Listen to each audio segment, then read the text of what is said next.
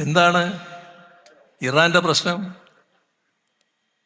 ഇറാന്റെ പ്രശ്നം ഇപ്പൊ തുടങ്ങിയതല്ല. ഇറാനിൽ 1952 അമേരിക്കയുടെ ഇടപെടലുണ്ടായിരുന്നു. ആ ഇടപെടലിലൂടെയാണ് അവിടെ ഷായുടെ ഗവൺമെന്റിനെ അമേരിക്ക അവരോധിച്ചത്. ഷാ എന്ന് പറഞ്ഞാൽ അമേരിക്കൻ പാവയായിരുന്നു.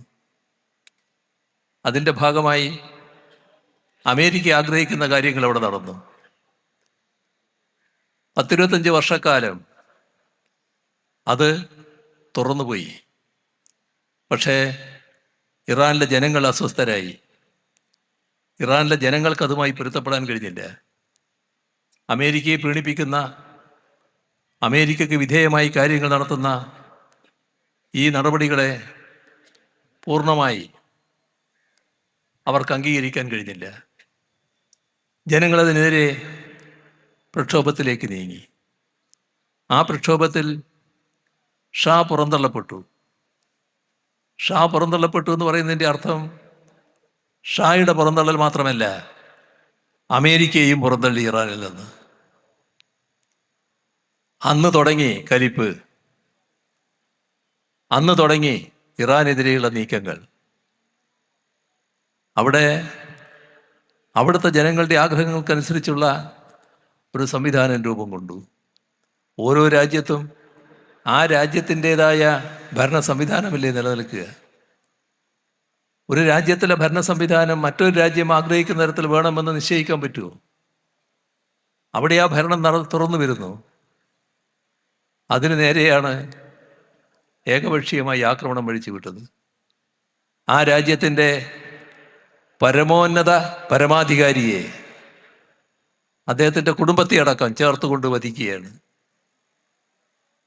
തങ്ങളുടെ കയ്യിലുള്ള ആയുധശേഷി ആധുനിക കാലത്ത് കൃത്യതയോടെ ആളെവിടെയുണ്ട് എന്ന് തിരിച്ചറിഞ്ഞ് അവിടേക്ക് ആയുധമയച്ച് കൊലപ്പെടുത്താനുള്ള ശേഷി തങ്ങൾക്കുണ്ട് എന്നുള്ളതിൻ്റെ മേലെ നടത്തിയ ആക്രമണം. എന്നിട്ട് എന്തൊരു ഹുങ്കോടെയാണ് അത് വലിയ മേന്മയായി പ്രഖ്യാപിച്ചത്. ഇവിടെ ഐക്യരാഷ്ട്രസഭ എന്നൊരു സംവിധാനമുണ്ടല്ലോ. ഐക്യരാഷ്ട്രസഭയ്ക്ക് ശബ്ദിക്കാൻ പറ്റുന്നുണ്ടോ? ശബ്ദിച്ചാൽ അതിന് വില കൊടുക്കാൻ അമേരിക്ക തയ്യാറുണ്ടോ? തങ്ങളൊന്നും അംഗീകരിക്കില്ല. തങ്ങൾ പറയുന്ന കാര്യം നടത്താൻ പാടുള്ളൂ. ഇതല്ലേ നില? ഇതിൻ്റെ ഭാഗമായിട്ടല്ലേ ഇസ്രയേലും കാര്യങ്ങൾ തുറന്നു നടത്തിക്കൊണ്ടു പോകുന്നത്?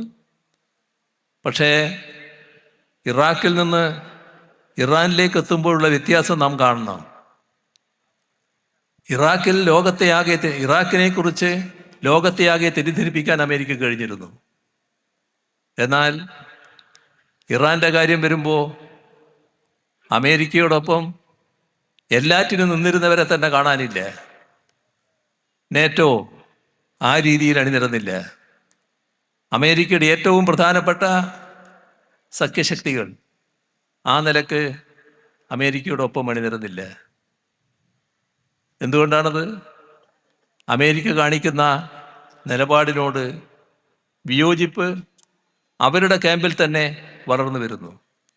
അമേരിക്കക്കകത്ത് തന്നെ ശക്തമായ പൊതുജനാഭിപ്രായം ഇതിനെതിരെ ഉയർന്നു വരുന്നു.